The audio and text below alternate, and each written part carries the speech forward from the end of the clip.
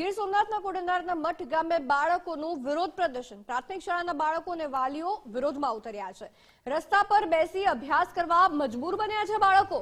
શાળામાં ખાનગી કંપનીના ઉડતા ડસ્ટના કારણે પરેશાન થઈ ગયા છે વિદ્યાર્થીઓ. ડસ્ટના કારણે રસ્તા પર બેસીને અભ્યાસ કરવા મજબૂર બન્યા છે. વાલીઓ અને બાળકો ખાનગી કંપનીના ગેટ પર બેસીને અભ્યાસ કરવા લાગ્યા. તંત્રને અનેક રજૂઆત કરવામાં આવી છતાં પણ નિવેડો આવ્યો નથી. એના કારણે હવે આખરે વિરોધનો માર્ગ અપનાવ્યો છે. દ્રશ્યો આપ જોઈ શકો છો. મોટી સંખ્યામાં વિદ્યાર્થીઓ એમના વાલીઓ સાથે રસ્તા પર બેસીને ભણી રહ્યા છે.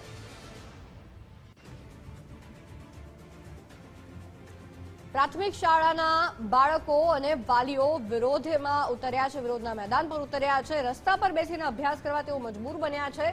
કારણ એ છે કે શાળામાં ખાનગી કંપનીનું ડસ્ટ ખૂબ ઉડી રહ્યું છે.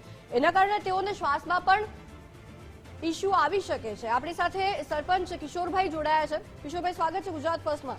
કિશોરભાઈ, હવે આ જે આખી ઘટના છે કે બાળકો અને વાલીઓ વિરોધ કરી રહ્યા છે કારણ કે ખાનગી કંપનીનું ડસ્ટ સ્કૂલમાં ઉડી રહ્યું છે અને રસ્તા પર બેસીને ભણવા મજબૂર બની રહ્યા છે.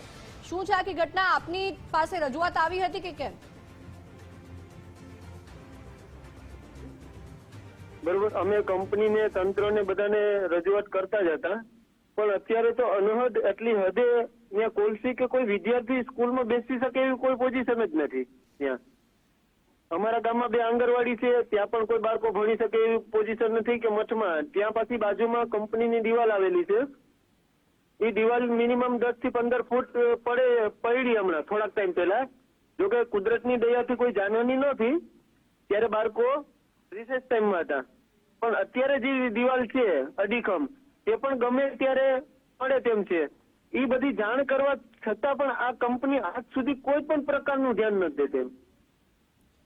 કિશોરભાઈ, આપે ઉપર જાણ કરી છે, રજૂઆતો કરી છે?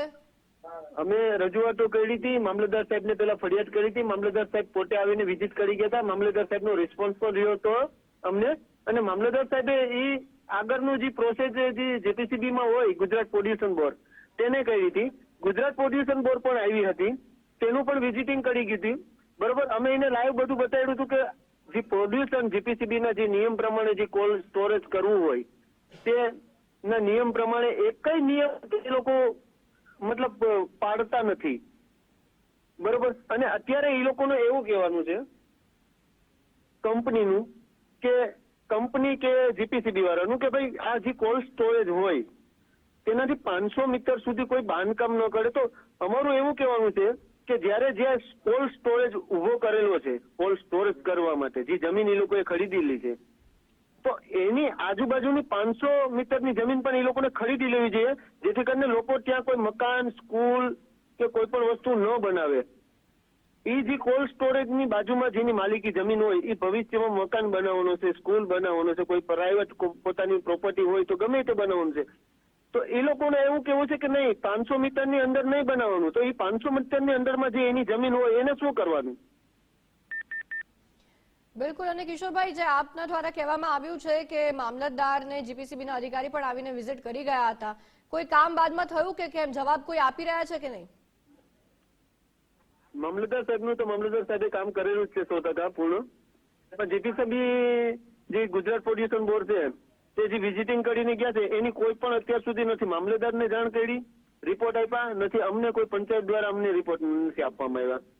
એટલે પછી ન કે અત્યારે 2 દિવસથી અનહદ કોલસી એટલી હદમાં કે ત્યાં બાળકો બેસી જ ન શકે, કે ભણી જ ન શકે. શિક્ષકોના પોતાની ફરિયાદ છે સ્કૂલના કે અમે અહીંયા કઈ રીતના ભણાવીએ ને કઈ રીતના ભોજન બનાવીએ, ભોજનાલય કઈ રીતના. પછી અમે આ પગલું ભર્યું કે બાળકોને ત્યાં ભણાવવા કરતા એ લોકોના રોડ પર જ ભણાવીએ. હવે આભાર કિશોરભાઈ, અમારી સાથે જોડાવા બદલ.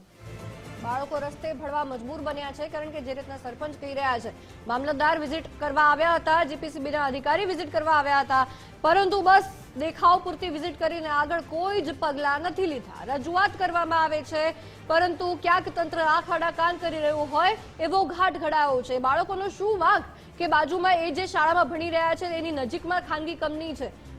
એ બાળકોનો શું વાંક કે આવી રીતના રસ્તા પર બેસીને એમને પોતાનું શિક્ષણ મેળવવું પડી રહ્યું છે.